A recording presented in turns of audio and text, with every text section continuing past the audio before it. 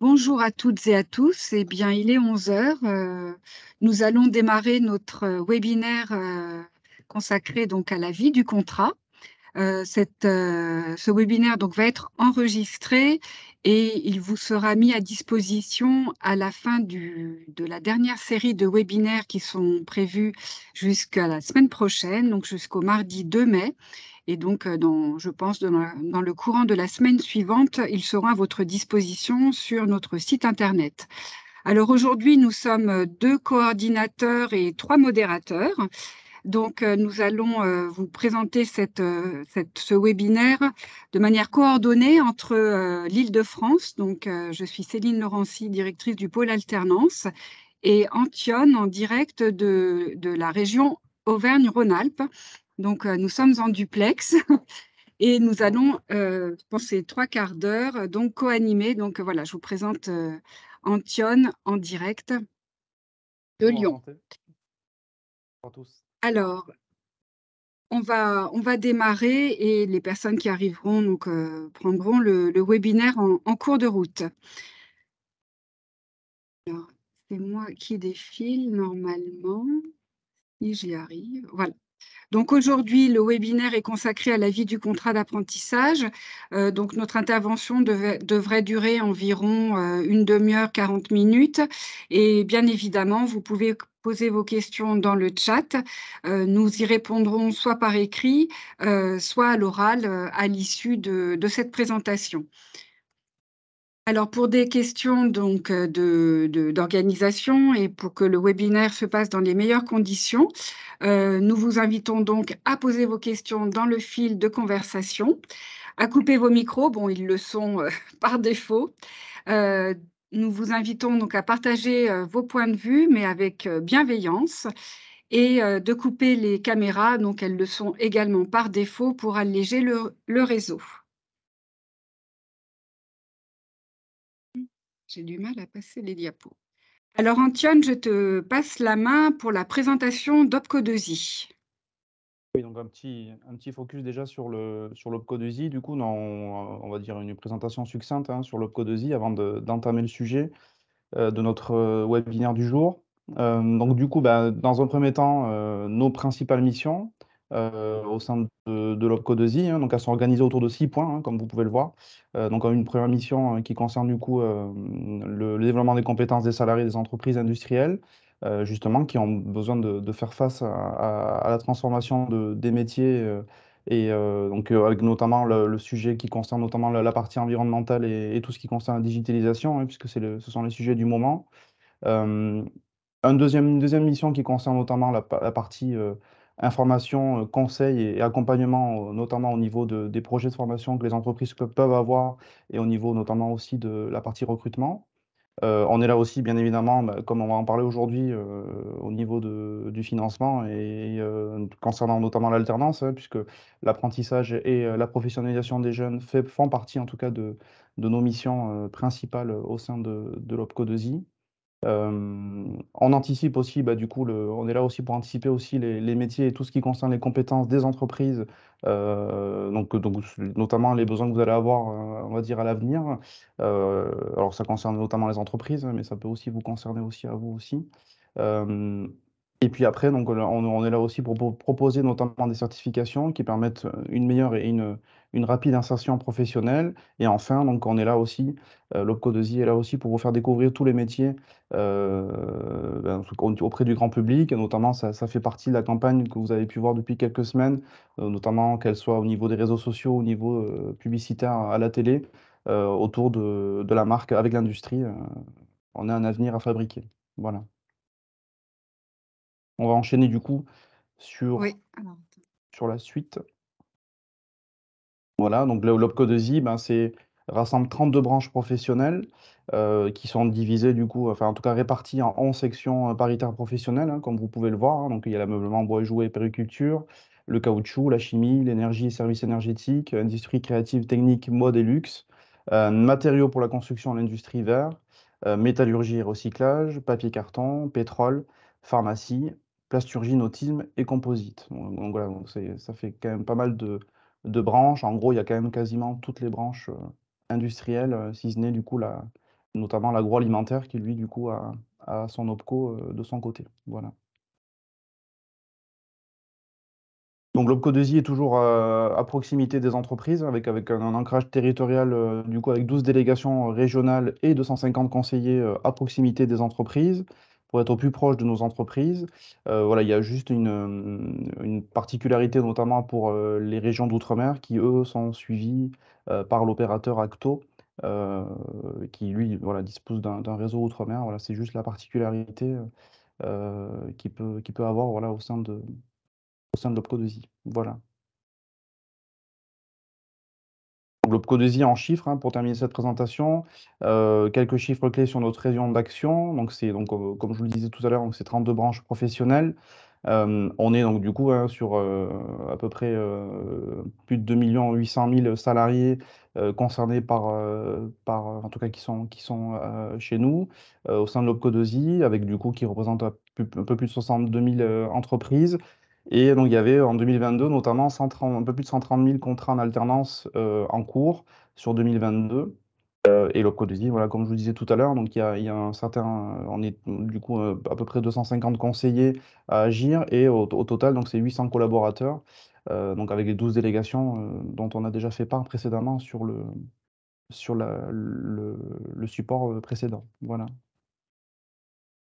Donc, ce qu'on peut peut-être ajouter et ce qui a été, il y a eu un changement assez important, en fin 2022, puisqu'aujourd'hui, vous êtes, représentant de CFA. Une répartition a été faite, au niveau des antennes régionales, enfin des délégations régionales, à savoir que vous êtes entièrement, comment dire?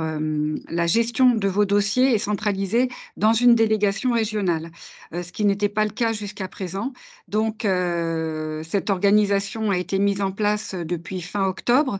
Elle est encore peut-être, il y a peut-être encore des codes UAI qui n'ont pas encore été bien identifiés, mais dans la logique, vous devriez avoir un seul interlocuteur enfin, en tout cas dans une direction régionale qui va gérer au national l'ensemble de vos dossiers, aussi bien pour l'engagement que pour la facturation. En tout cas, je parle uniquement de la partie contrat d'apprentissage. Pour les contrats de pro, c'est géré, dans les différentes, régions, en fonction du lieu de rattachement de l'entreprise. Alors que pour l'apprentissage, c'est vraiment la clé d'entrée, ce sera le CFA. Là, ce petit aparté qui nous semble important, puisque c'est quand même une grande nouveauté et tout ça a vocation à faciliter le traitement et le financement, la facturation de vos dossiers. Alors, concernant le contrat d'apprentissage en lui-même, on va rappeler différentes règles. Alors ici, on vous présente un CERFA que vous connaissez, je pense, tous très bien. Nous avons, appris, vendredi matin, qu'il y a une nouvelle version V10 de ce CERFA.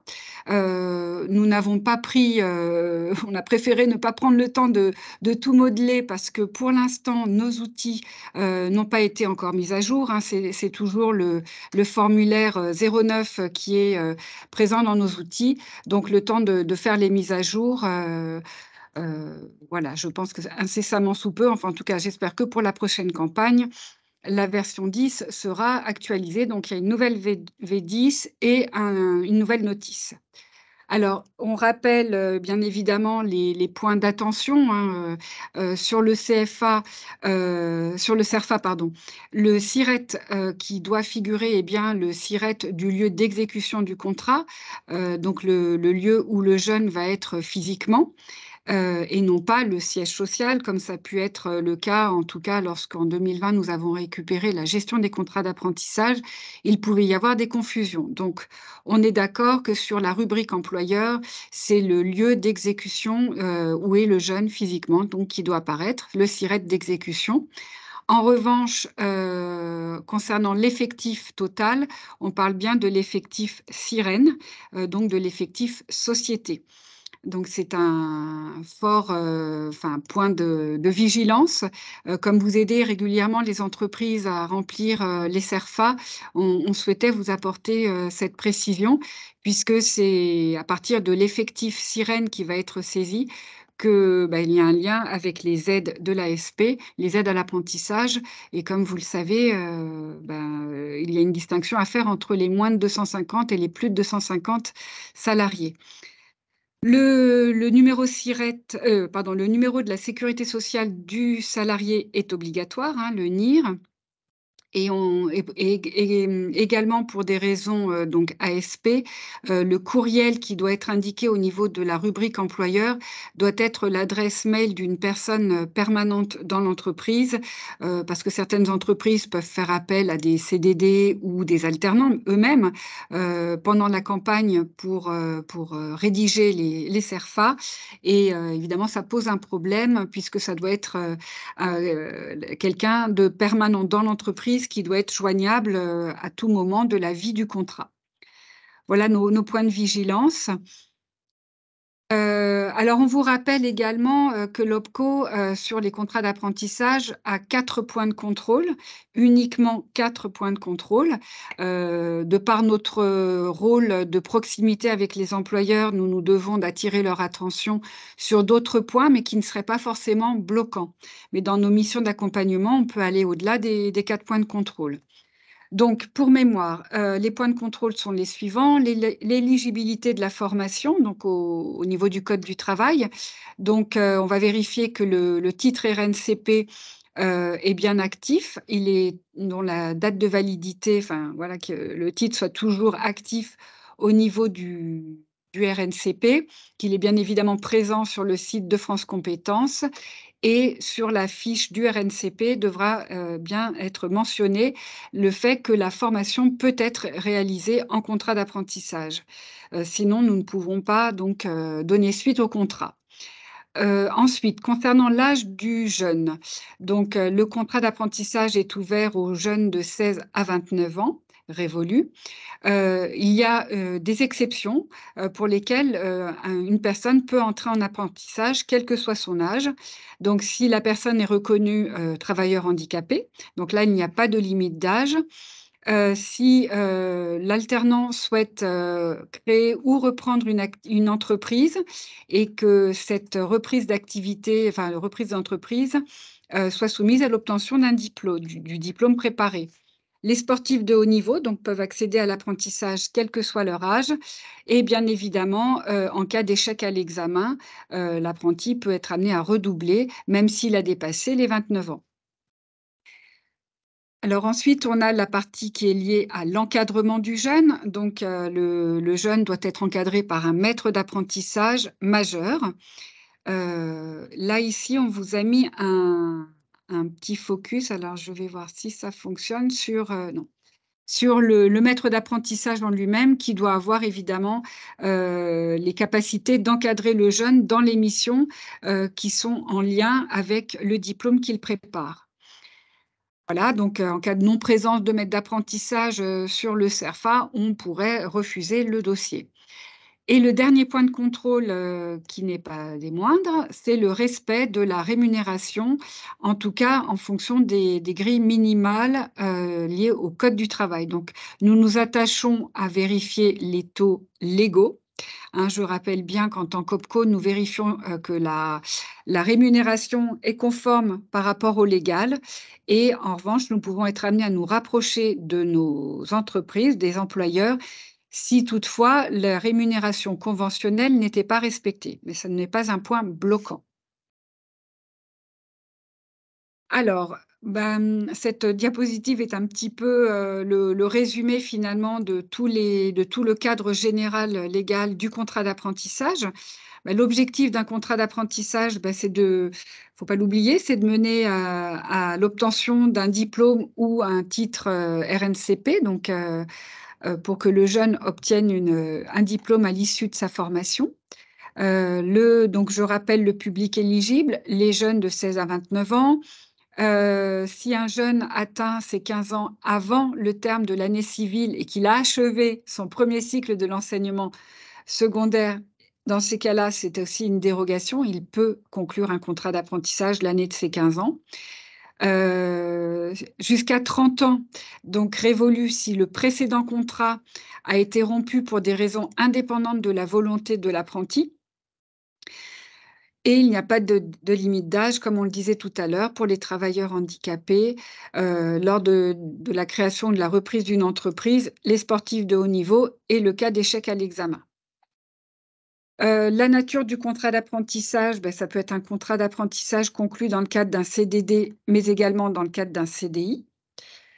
La durée du contrat d'apprentissage donc ne peut être inférieure à 6 mois et aller jusqu'à 3 ans, tout en étant égale à la durée du cycle de formation. Donc, dans la notion de cycle de formation, on le reprend en dernier paragraphe, on entend également l'examen. C'est-à-dire que vous devez prévoir dans votre durée de contrat d'apprentissage d'inclure à la fois le cycle en totalité avec les examens. Donc, si les examens sont décalés d'un mois, etc., il faut absolument que la date de fin de contrat d'apprentissage englobe les examens et pas les rattrapages. Voilà. Alors ensuite, une durée minimum de 25% de la durée totale du contrat. Pour calculer ces 25%, on s'appuie sur la règle de la référence annuelle des 1607 heures annuelles. Donc valable quelle que soit la branche professionnelle. J'essaye de passer. Voilà. Alors là, on ne va pas s'étendre sur les cas particuliers qui impactent la rémunération, mais on pensait quand même à vous resoumettre les 3 grands cas de figure pour lesquels chaque année nous sommes sollicités. Enfin voilà, ce qu'on voulait simplement vous rappeler, c'est qu'il appartient à l'employeur de remplir cette rubrique.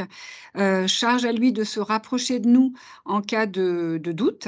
C'est effectivement, notamment, on le voit bien hein, pendant la campagne, les sollicitations sont assez importantes auprès de nos conseillers formation ou de nos gestionnaires dans le cadre de la rémunération, qui est le sujet, je dirais, peut-être le plus compliqué au niveau de l'apprentissage. Alors, je vais commencer par le bas de la diapositive. Donc, la licence professionnelle, donc, comme vous le savez, c'est un diplôme qui se fait en 1 an. Simplement, au niveau du code du travail, il a été prévu que la licence professionnelle bénéficie d'une rémunération correspondant à une 2e année de contrat. Voilà, donc là, on est très, très souvent sollicité sur ce point-là. Ensuite, nous avons le cas de majoration de salaire. Alors, peut-être que dans nos métiers, on le rencontre peut-être moins souvent que dans d'autres métiers plus artisanaux. En tout cas, il peut y avoir une majoration de 15 points sur la rémunération réglementaire si 3 conditions sont remplies. La durée du contrat donc, doit être d'une durée inférieure ou égale à 1 an. L'apprenti prépare un diplôme ou un titre de même niveau que celui précédemment obtenu et la qualification recherchée est en rapport direct avec celle du diplôme qu'il a obtenu précédemment. Voilà, donc là, c'est la majoration des 15 points. Et donc voilà, alors c'est vrai qu'on est très attentif à ce cas de figure. Les 15 points s'appliquent sur le taux réglementaire et on le compare évidemment au taux conventionnel. Et si c'est le taux conventionnel qui est plus favorable pour le jeune, c'est celui-là qui s'appliquera. Ensuite, dans le cadre alors, de la succession de 2 contrats d'apprentissage, qui est souvent la question la plus épineuse, dans quel cas, enfin, dans le cas d'un maintien de rémunération. Donc, j'ai un jeune qui suit 2 contrats d'apprentissage de façon successive. Donc, déjà, maintien de rémunération sous réserve qu'il ait obtenu le diplôme, du contrat précédent. Dans le cas d'une succession de contrats d'apprentissage, qu'est-ce qu'on va regarder? C'est la convention collective dont le jeune a bénéficié lors de son contrat précédent. Il n'y a pas de délai entre les 2 contrats d'apprentissage. C'est-à-dire que si un jeune a fait un contrat d'apprentissage en 2021 et qu'en 2022, il fait autre chose et qu'il reconclut un contrat d'apprentissage en 2023, cette règle-là s'appliquera. Voilà, donc en cas de succession de contrats d'apprentissage dans des entreprises qui ont des conventions collectives différentes, là, on regardera au maintien de la rémunération, en tout cas en termes de taux, par rapport à la rémunération réglementaire. Donc, dans tous les cas de figure, il faut bien évidemment se dire que, il y a un certain nombre de règles, mais que si la rémunération conventionnelle est plus, intéressante, ce sera celle-là qui s'appliquera pour le jeune. Donc voilà, je dirais dans ces différents cas de figure, en tout cas, nous, le message que l'on fait passer, c'est on sollicite les entreprises qui nous sollicitent, on leur demande vraiment toutes les informations liées au contrat précédent pour pouvoir les aider à déterminer quelle est la rémunération, en tout cas le taux de rémunération à prévoir pour le nouveau contrat. Donc, on vous invite vraiment à dire à vos entreprises, hein, enfin qui sont les nôtres aussi, de se rapprocher directement de leur conseiller OPCO.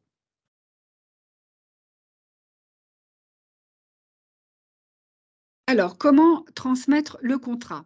Donc, aujourd'hui, il existe 2 modes de transmission du contrat d'apprentissage.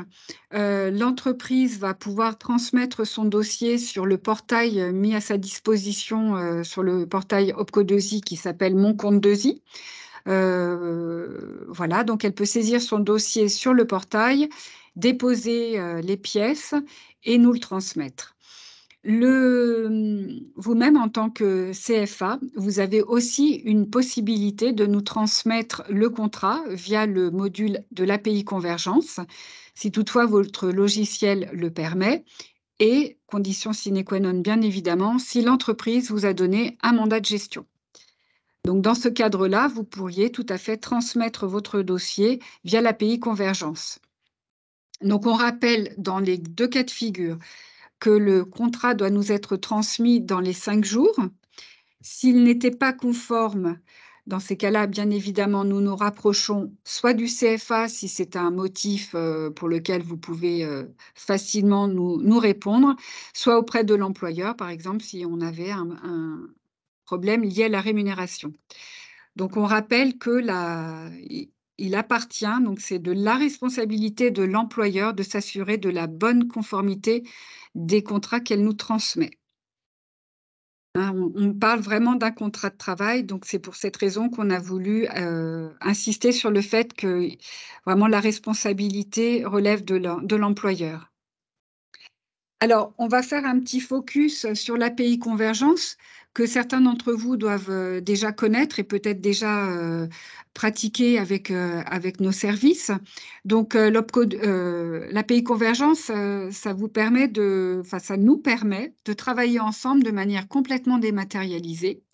Donc, on vous invite tous à vous rapprocher de nos services pour demander votre clé d'authentification pour pouvoir avoir accès à l'API Convergence. Donc, bien évidemment, il faut avoir le logiciel qui va bien. Donc, Ipareo, qui est un logiciel assez répandu, permet d'accéder à l'API Convergence, mais pas seulement. Il y a donc le logiciel SC Form, Aymara et Valhamon. Donc, ces logiciels-là vous permettent, si l'un de ces logiciels est celui de votre CFA, sachez qu'ils vous permettent d'utiliser l'API Convergence. Donc, l'API Convergence va vous permettre deux choses, hein, notamment de transmettre vos dossiers, comme on l'a vu tout à l'heure, si vous avez un mandat de gestion avec l'employeur, mais va permettre également d'accéder au dépôt de vos factures. Donc, il y a un lien qui se fait à partir du moment où vous êtes connecté via l'API Convergence, vous avez accès finalement à tous les dossiers que l'on a engagés avec votre CFA et ça vous permet, avant même de transmettre vos factures, de vous assurer que nos 2 logiciels sont bien accordés sur les échéances à payer, les échéances à venir et permet ainsi de nous adresser vos factures sans aucun problème et elle va accélérer vraiment le process de décaissement et de règlement des factures. Donc, là, je pense qu'en parallèle, mes collègues vous mettent dans le fil de conversation la foire aux questions, le process pour la récupération de la clé d'authentification. Sachez que grâce à l'API Convergence, tout le monde gagne un temps, considérable sur la partie, en tout cas, règlement des factures. Alors ensuite, bah, je vais repasser, la parole à Antione pour la partie financement. Oui, on va dire un élément important aussi, notamment pour les entreprises et aussi pour vous, c'est cet aspect du coup financier. Donc sachez que l'aspect financier, du coup, il est réalisé sur la base d'un niveau de prise en charge annuel. Donc c'est le NPEC qui est défini du coup par les commissions paritaires nationales emploi, donc pour chaque diplôme, hein, donc les CPNE. Donc c'est elles du coup qui ont défini du coup la valeur du diplôme et selon du coup les branches, les différentes branches concernées chez nous. Donc, à défaut de positionnement de la CPNE ou pour les entreprises qui ne relèvent pas d'une CPNE, donc notamment l'IDCC, donc ça c'est le code de l'identifiant en convention collective, donc 4 x 9, ces prises en charge du coup sont dit comme étant, enfin en tout cas celles qui sont appliquées, ce sont les prises en charge carence qui sont du coup appliquées. Si aucune prise en charge par contre n'est définie, alors là du coup on applique la valeur qui sera du coup la valeur d'amorçage donc qui est du coup appliqué selon après le niveau du diplôme, hein, puisqu'il y a une grille hein, qui existe hein, par rapport à ça, donc selon le niveau du diplôme. Comment est calculée la prise en charge justement de cette NPEC, donc le niveau de prise en charge? Elle est calculée au prorata sur la durée du contrat, donc entre la date de début du contrat, donc qui est la date de début d'exécution, hein, et la fin d'exécution. Donc ce calcul est fait sur ces dates-là, hein, et non pas sur les dates de formation. On en verra tout à l'heure, même s'il peut y avoir aussi des exceptions. On le verra notamment sur le slide d'après. Euh, pour info, donc du coup, en tout cas, il faut bien le savoir pour vous, mais ça, je pense que vous le maîtrisez aussi. Les heures d'absence sont prises en charge, donc à partir du moment où l'apprenti n'est pas absent plus d'un mois. Donc là, on a la possibilité du coup de prendre en charge aussi cette partie-là. Euh, donc si le montant de la prestation indiqué sur votre convention est inférieur à notre estimation de prise en charge, dans ces cas-là, ben, on plafonnera et on financera la formation au coût réel, hein. Ça, c'est une obligation hein, automatiquement. Donc, on se basera sur le coût qui sera noté notamment sur la convention. Et si le montant de la prestation indiqué sur votre convention est supérieur à notre estimation, là, dans ces cas-là, le CFA, vous pouvez du coup facturer le reste à charge à l'entreprise. Voilà. Après, il n'y a pas d'obligation non plus, hein, c'est à voir aussi avec l'entreprise, hein. L'entreprise peut négocier aussi avec vous, pourquoi pas, voilà, du coup, d'avoir une remise, ou enfin voilà, ça c'est après à vous de voir avec elle directement, avec les entreprises. Et par défaut, du coup, s'il y a un reste à charge, automatiquement, il faudra que vous facturiez directement du coup l'entreprise, en tout cas les entreprises en direct. Et donc, si vous ne facturez pas l'entreprise, donc voilà, il suffit que vous vous indiquiez du coup dans la convention. Donc ça, il faudra bien noter dans la convention justement le détail du coup entre ce qui est financé, ce qui est du coup à charge de l'entreprise, et du coup, ce qui est important pour nous, c'est cette information notamment sur le montant réel de votre prestation, qui doit bien évidemment être inscrite sur la convention, hein, qui est du coup un élément en tout cas un document important pour nous et obligatoire lorsque l'entreprise nous transmet, alors soit l'entreprise, soit vous aussi en tant que CFA via le API Convergence. En tout cas, on a besoin d'avoir cette convention avec ces éléments notés dessus. Voilà. On va parler notamment après, donc il y a quelques exceptions au niveau des financements. Voilà, donc alors il peut y avoir notamment la partie lorsque l'apprenti notamment est noté comme étant en situation 7 sur le CERFA, donc ça veut dire qu'il est stagiaire de la formation professionnelle. Il peut avoir débuté sa formation sans avoir eu encore d'entreprise, et là dans ces cas-là, on est en capacité de pouvoir financer notamment 3 mois. Alors il ne faut pas que le contrat débute, en tout cas que la formation débute plus de 3 mois avant, parce que dans ces cas-là, on ne financera pas. Mais si on est dans les 3 mois, on pourra du coup financer cette partie-là aussi. Donc, il y a une rétroactivité qui est faite, d'où la notion importante pour l'entreprise de noter notamment cette situation 7, en tout cas sur la dernière situation, avant le début du contrat. Il y a une majoration qui est prévue et qui est, on va dire, mise en place notamment pour la partie des travailleurs handicapés, donc dans la limite de 4 000 € par an. Son montant, il peut varier hein, selon les années du contrat. Donc ça, c'est au référent handicap chez vous, au sein des CFA, de calculer ce montant-là en fonction de la situation, notamment du jeune, hein, de l'alternant. Hein. Donc cet élément, en tout cas ces 4 000 euros, ont pour but hein, de tenir compte des besoins d'adaptation du parcours d'apprentissage et des besoins de compensation, notamment qui sont liés à la situation du handicap du jeune. Hein. Donc ça, on le verra dans le slide suivant aussi. Il y a du coup une grille que vous devez compléter par rapport à ça. Donc voilà, ce financement, il est vraiment quand même limité à 4 000 euros par an. En ce qui concerne du coup les ruptures de contrat et poursuite de la formation, donc on maintient le financement, on peut maintenir en tout cas le financement de la formation jusqu'à la conclusion d'un nouveau contrat. Donc ça, c'est dans la limite de 6 mois. Donc ça, il y a quand même cette possibilité qui peut exister. Et puis du coup, après, le jeune peut trouver aussi une autre entreprise aussi derrière, hein, bien évidemment. Et là, dans ces cas-là, on remet en place un financement avec l'entreprise accueillante. Hein. Ça, il y a aucun souci par rapport à ça.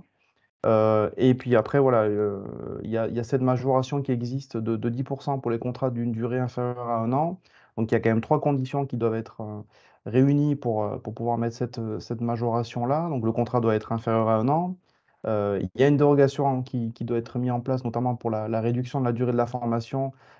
Et automatiquement, ça enclenche et ça oblige la mise en place d'une convention tripartite hein, pour justement euh, confirmer en tout cas cette réduction de formation hein, et la justifier.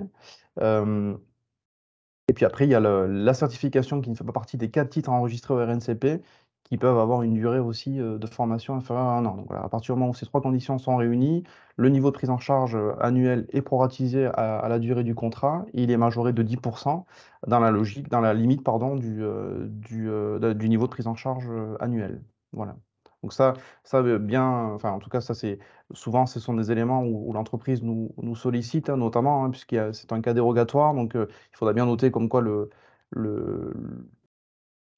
la notion de 21 doit être notée sur le CERFA. Mais ça, nous, on est là aussi en amont aussi pour mettre en place ces éléments-là avec l'entreprise aussi en direct. Voilà. Et puis vous aussi, en tant que CFA, aussi, vous êtes en mesure aussi je pense aussi de pouvoir en tout cas leur expliquer ce point-là. Voilà. Donc là, ce qu'on disait tout à l'heure, donc voilà, ça concerne la notion notamment des 4 000 euros hein, pour les travailleurs handicapés. Donc ça, c'est une grille à compléter, que vous devez compléter du coup, et qui du coup doit être conservée en cas de contrôle. Hein. Ça, c'est une obligation. Donc avec les différents modules qui peuvent être impactants, notamment par rapport comme je disais tout à l'heure, hein, par rapport aux besoins d'adaptation du parcours du salarié qui est du coup en situation de handicap. Donc voilà, donc toujours avec cette limite de plafond de 4 000 euros. Donc je le disais tout à l'heure aussi, voilà, notamment la notion des 3 mois. Donc comment traiter justement ces 3 mois avant? Donc quand on est sur une situation de contrat, en tout cas de dernière situation avant contrat, entre la situation de 1 à 6, donc là on n'est pas concerné par ce financement-là. En fait, on sera automatiquement, nous, le financement, il sera uniquement proratisé entre la date de début du contrat et la date de fin du contrat. Donc ça, on se limitera à ce périmètre-là. Et par contre, après, voilà, la situation 7 permet de pouvoir financer, notamment, et de pouvoir financer à partir du moment où il y a moins de 3 mois avant la date de début de conclusion du contrat. Donc le jeune a commencé son contrat, on va dire moins de 3 mois avant, sa formation, pardon, avant le début du contrat. Là, dans ces cas-là, le financement est possible et il est proratisé entre la date de début de formation, donc puisqu'il a débuté sa formation avant d'avoir trouvé une entreprise, et la date de fin d'exécution du contrat. Donc voilà, ce sera notre calcul, en tout cas du financement, se fera de cette manière-là. Donc un petit focus aussi pour terminer sur la partie financement, sur les frais annexes et mobilité internationale. Alors, on va pas rentrer trop dans le détail non plus parce que voilà, il y a un webinaire qui va être axé là-dessus la semaine prochaine, mardi prochain justement, sur justement ces frais annexes et donc sur les frais de premier équipement et de mobilité internationale. Hein. Donc les frais annexes, hein, voilà, pour synthétiser, hein, donc ce sont des frais qui doivent être supportés obligatoirement par le CFA, donc ils doivent être automatiquement inscrits sur la convention, hein, sur vos conventions. Donc elle peut concerner du coup des frais de repas notamment d'hébergement, hein, donc sur lesquels nous on a des plafonds qui sont appliqués et qui doivent du coup voilà, doivent être justifiés. Donc nous, de notre côté, voilà, on est sur 3 € par repas, 6 € par nuitée.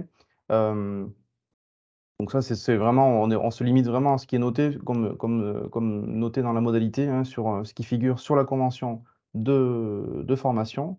Voilà, alors, donc vous devez du coup disposer d'un système de restauration collective. Voilà, ça, je ne vais pas plus rentrer dans le détail, vous le voyez. Au niveau des frais de premier équipement, donc les équipements de protection individuelle, y compris ceux liés notamment à la Covid-19 et le matériel informatique. Donc là, ben oui, effectivement, nous, on peut financer. Alors, il y a deux modalités. Il y a soit, notamment, quand ça concerne le diplôme concerne des formations transverses. Là, dans ces cas-là, on est sur un plafond à 250 €. Et sinon, on est sur 500 € lorsque ça concerne notamment les métiers d'art et plus les formations industrielles. Donc là, il y a une liste, hein, qui sera certainement, qui vous sera peut-être transmise via le chat. Je ne sais pas si on va vous la transmettre, cette liste-là, mais en tout cas, le lien, mais en tout cas, elle est disponible sur notre site internet aussi, opcodesi.fr. Et puis du coup, pour terminer ces frais-là, donc la partie mobilité internationale avec des différents frais qui concernent notamment les fonctions de référent mobilité et les frais générés par la mobilité, donc qui sont supportés par le CFA. Donc toujours pareil, hein, je me répète, mais on est toujours sur des frais qui sont supportés par le CFA et qui doivent être du coup conventionnés obligatoirement. Donc on est sur des forfaits, voilà, de 500 € par apprenti en mobilité. Donc ça, c'est pour la partie référent mobilité. Et sur la partie frais générés par la mobilité, et donc, du coup supportés par le CFA, pardon, donc en ce qui concerne les transports entre la France et le pays d'accueil et les frais, on va dire, annexes comme l'hébergement et le repas. Là, dans ces cas-là, voilà, il doit y avoir une convention mobilité qui doit être signée entre les parties et qui doivent nous être transmises avant le départ du jeune. Et nous, du coup, on est en mesure de pouvoir notamment financer. Alors, il y a deux catégories. Il y a mobilité courte, donc qui concerne notamment un plafond jusqu'à 800 € par apprenti. Et donc, quand on est sur mobilité courte, donc c'est moins de 4 semaines. Et quand on est sur plus de 4 semaines, automatiquement, on est sur une mobilité longue. Et là, donc, on est sur un plafond de 1600 € par apprenti. Voilà. Mais après, ce sujet-là sera, on va dire, un peu plus détaillé, notamment lors du prochain webinaire qui sera du coup en place à partir de mardi prochain. Voilà. Donc je laisse Alors, la main à Céline pour terminer donc sur le volet facturation. Alors, je reviens vers vous. Donc, voilà, par rapport à la facturation, on en a parlé rapidement tout à l'heure. Donc, 2 possibilités. Donc, vous pouvez déposer, vos factures, donc, bon, j'en ai parlé un peu longuement, mais via l'API Convergence, hein. Comme vous pouvez le voir, nous vous invitons à utiliser, l'API Convergence, qui nous fait gagner, à tous un temps précieux et voilà. Donc, vous avez également la possibilité donc d'ouvrir votre compte, si ce n'est déjà fait, sur Mon compte 2i, donc notre portail. Donc en tant que CFA, vous pouvez avoir votre propre compte et normalement, dès demain, vous pourrez déposer vos factures, sur Mon compte 2i. Factures et certificat de réalisation, en tout cas pour la dernière échéance, le dernier paiement. Donc dans le portail, notamment vous trouverez, les éléments que l'entreprise aura déposés, hein, le CERFA, la convention et nos accords de prise en charge. C'est surtout ça qui vous intéresse pour pouvoir, débuter vos facturations. Hem Donc, on vous rappelle que dans le cadre de l'apprentissage, donc, nous payons directement, notre NPEC, donc notre niveau de prise en charge, on vous le règle en direct. En cas de reste à charge, que vous facturerez directement, l'employeur puisque les OPCO n'ont pas la possibilité de financer, via les fonds propres de l'entreprise ce reste à charge. Donc nous, on va payer donc en direct, le montant que l'on a pris en charge. Voilà, donc le principe, du paiement donc, par échéance, hein, maintenant je crois que nous y sommes tous habitués. Donc, dès l'engagement du dossier, nous devons régler la première échéance et à partir de la deuxième échéance, vous indiquerez sur la facture, que le jeune est toujours en CFA et on a besoin du certificat de réalisation à la dernière facturation. Donc, les factures sont donc toutes libellées au nom d'OPCO2I et vous pouvez indiquer ensuite l'adresse de la région qui gère votre contrat. Voilà, j'ai toujours des soucis pour passer les diapos. Donc, ici, les modalités de facturation. Donc, je pense que bon nombre d'entre vous ont déjà vu nos accords de prise en charge. Donc là, on a fait une capture écran finalement sur un contrat donné des différentes échéances. Donc là, on a l'exemple de ce contrat où on voit les différentes périodes d'échéance et le montant de l'échéance. Voilà. Et là, typiquement, ça, vous pouvez le retrouver dans notre accord de prise en charge qui est normalement disponible sur le portail Mon Compte 2i si vous avez ouvert votre compte. Sinon, vous faites une ouverture de compte et les accords de prise en charge devraient remonter. Sinon, vous vous rapprochez de votre direction régionale OPCO 2i si toutefois vous ne trouviez pas l'accord de prise en charge. Puisque cette modalité est possible depuis cet été. Donc, il y a peut-être encore quelques accords qui ne sont pas remontés. En revanche, ça, via l'API Convergence, c'est l'avantage, c'est que ça remonte vraiment en direct. Alors ensuite, vous rappelez ici ce petit tableau des différentes échéances et vous le voyez en fonction de la durée du contrat et de la date de conclusion du contrat, les échéances facturables varient, hein. Pour un contrat de moins d'1 an, vous allez pouvoir nous facturer 50% du NPEC dans les 30 jours à réception de la facture du CFA. Enfin, je dirais à partir du moment où le dossier est déposé, vous pouvez nous solliciter pour obtenir le paiement des 50% du niveau de prise en charge et le solde à la fin du contrat. Et ensuite, comme vous l'avez su, hein, au 1er janvier 2021 a été introduit une nouvelle modalité de facturation. Donc, pour les contrats conclus avant le 1er janvier 2021, vous aviez 50% du NPEC facturable à l'engagement du dossier, puis 25% à la fin du 7e mois, puis 25% à la fin du 10e mois. Pour les contrats conclus à partir du 1er janvier 2021, on passe de 50% donc à 40%, puis 30 et 30. En cas de rupture anticipée, on va réaliser donc la facturation au prorata du temps, où le jeune a été en CFA. Voilà, donc là, bien évidemment, si toutefois il arrivait que vous vous rendiez compte que des montants d'échéance ne sont pas conformes, entre guillemets, par rapport à ce que vous aviez calculé, bien évidemment, nous vous invitons à vous rapprocher de nous pour que l'on puisse se coordonner. Soit l'erreur vient de chez nous, soit ça vient de chez vous. On se met d'accord sur les montants. Voilà, il peut y avoir des erreurs de saisie au moment du dépôt des dossiers ou autres. Et dans ces cas-là, il vaut mieux se mettre d'accord et ensuite vous nous adressez vos factures. Ça fonctionne déjà très très bien grâce à l'API Convergence. Voilà, on vous rappelle effectivement, et les liens vont vous être envoyés, hein, que nous référons systématiquement au Précis ou au Vademecum. Alors, en cas de rupture de contrat, normalement, c'est l'employeur qui nous informe qu'il y a une rupture de contrat. Parfois, on s'en rend compte grâce à vous, hein. Parfois, l'employeur vous prévient, vous, ou vous êtes au courant par le jeune. En tout cas, nous, pour pouvoir enregistrer cette rupture anticipée, on a un formulaire type, mais l'employeur peut utiliser son propre formulaire, mais tout simplement pour vous dire que nous devons être informés au plus tôt possible de la rupture du contrat. Ensuite, on se rapproche de vous on a besoin de savoir finalement si on entre dans le cadre. Est-ce qu'il y a une rupture de contrat? Est-ce que le jeune va abandonner ou non sa formation?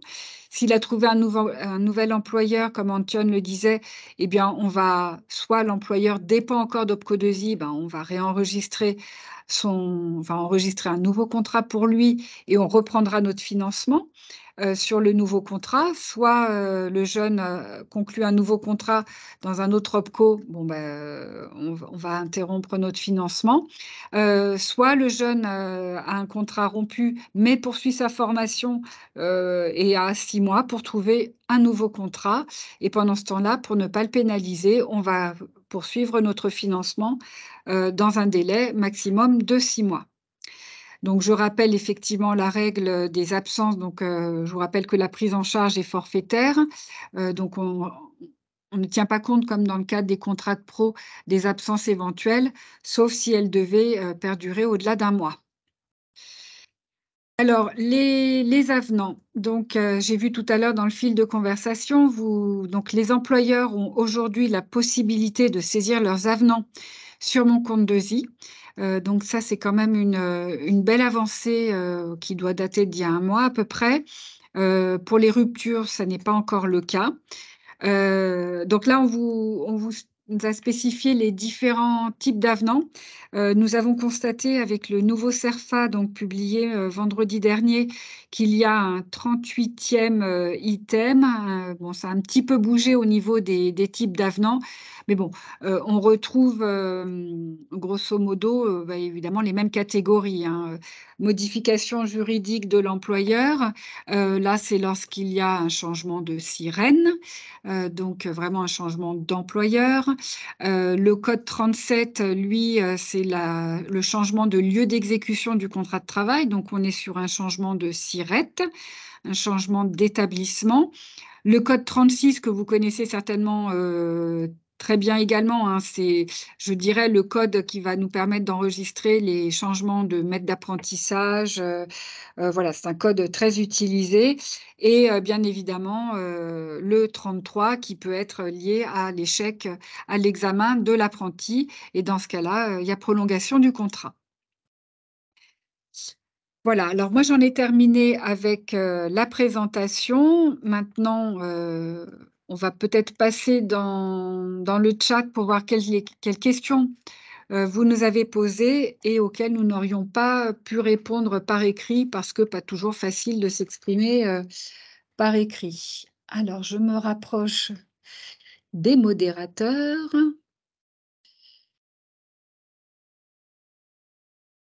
Oui, alors il y a une question de Roselyne. Savez-vous combien de temps la V09 est toujours valable? Là, c'est prématuré. Enfin, de toute façon, on ne refusera pas, pour l'instant, on ne va pas refuser le contrat, étant donné que déjà nos propres outils ne sont pas à jour.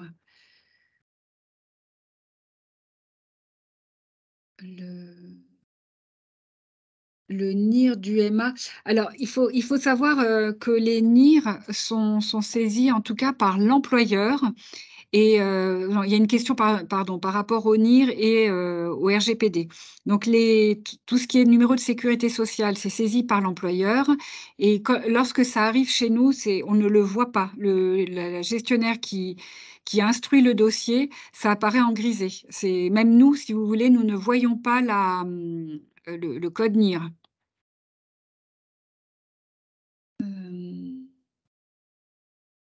Toujours.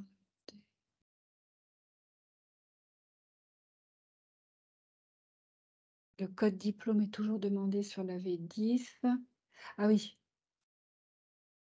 Ah oui, oui, il y a, Aurélie qui nous dit que le code diplôme est toujours demandé sur la V10, alors qu'effectivement, on raisonne sur le code RNCP. Non, ça posera pas de problème pour le financement.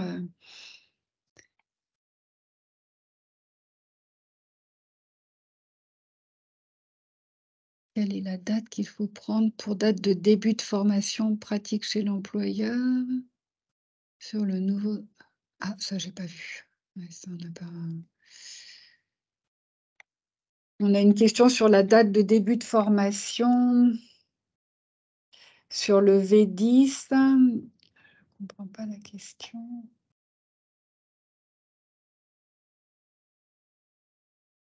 Oui, là, il y a la date de début de formation en CFA qui est demandée sur la V10. Enfin, je pense comme... Ah, il y a un message...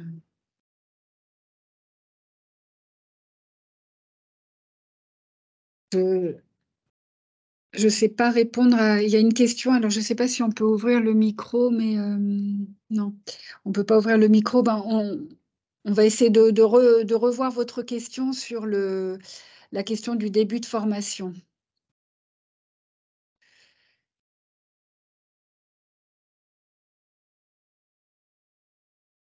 Non, non, pour l'instant, là, il y a Isabelle qui pose une question sur enfin, les évolutions du nouveau CERFA. Ben, pour tout vous dire, on n'a pas vraiment eu le temps de les étudier, puisqu'on a appris ça vraiment à la dernière minute. En tout cas, ça n'impacte pas nos points de contrôle, hein. Ils restent toujours les mêmes.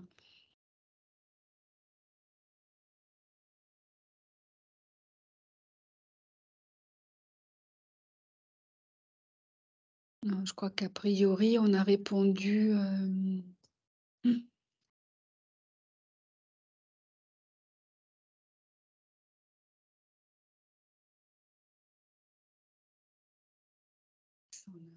dû- oui, pour les ruptures, enfin le fait de pouvoir enregistrer une rupture de contrat sur mon compte DOSI, enfin nous-mêmes en interne, on n'a pas encore la date. Je sais qu'on a des évolutions, quasiment de chaque semaine, mais non, pour la rupture de contrat, on l'attend tous aussi avec impatience, mais pour le moment, on ne peut pas la saisir effectivement, sur le portail. C'est toujours aux entreprises de nous la transmettre et puis nous après Mmh. on a un service dédié qui, notamment s'occupe de ces enregistrements-là donc voilà. Mais oui, il y a pas encore la possibilité de le faire sur mon compte DOSI. Alors, il y a Magali qui pose une question, bon, qui est un peu notre cœur d'actualité en ce moment. Vous savez que donc il y a un grand changement qui est lié à l'URSSAFisation. Donc, Magali pose la question suivante: comment traiter un changement de SIRET suite à une fusion d'entreprise, donc peut-être même plutôt changement de sirène, avec changement d'OPCO pour l'entreprise qui a repris la première entreprise, par avenant ou par rupture? C'est la question qu'on évoquait hier. Alors, là-dessus, on n'est pas encore, tout à fait en mesure de vous répondre. Alors déjà, il y a 2 questions en une. La première question, c'est, normalement, le principe qui a été acté, c'est que en cas de changement comme ça d'OPCO, logiquement, pour faire au plus simple, l'OPCO qui a initié le contrat, peut financer le contrat jusqu'au bout. Maintenant effectivement, on est vraiment dans la phase, je dirais expérimentale, hein, de transition plutôt qu'expérimentale. Là sur ces cas de figure, en fait, on fait remonter nous les différents cas de figure de fusion-absorption, d'une entreprise, qui va être absorbée par, une autre entreprise avec un changement d'OPCO. Tous ces cas-là, on les évoque, en interne avec, notre service juridique et avec, la plateforme d'intermédiation. Donc, là, on n'a pas de réponse tranchée. En fait, on étudie au cas par cas pratiquement avant d'avoir, visionné un petit peu tous les cas de figure pour que l'on puisse, faire une sorte de mode opératoire. Mais c'est vrai Bon. que Céline, pour compléter, ouais, les 2 sont quand même possibles, hein. C'est-à-dire qu'il y a toujours il y a Mmh. la possibilité à la fois de enfin, soit de faire un avenant, soit de faire une rupture. La logique serait que enfin, normalement, il devrait y avoir une rupture, normalement de contrat. Ça, c'est ce que nous, on avait pu voir notamment au niveau des FAQ en interne. Mais bon, voilà, après, s'il y a un avenant, on refusera pas non plus, hein, voilà. Ouais. Mais en tout Oui, cas, oui, il y a le positionnement de la DGEFP, effectivement, c'est de faire une rupture, plutôt, puis, ouais, voilà, voilà. puis un nouveau contrat, une succession de contrats. Maintenant vient se greffer en plus, la question, du changement d'OPCO et du Ouais, changement, du coup, de positionnement qu'on pourrait avoir, lié à l'URSSAFisation. ouais. Voilà.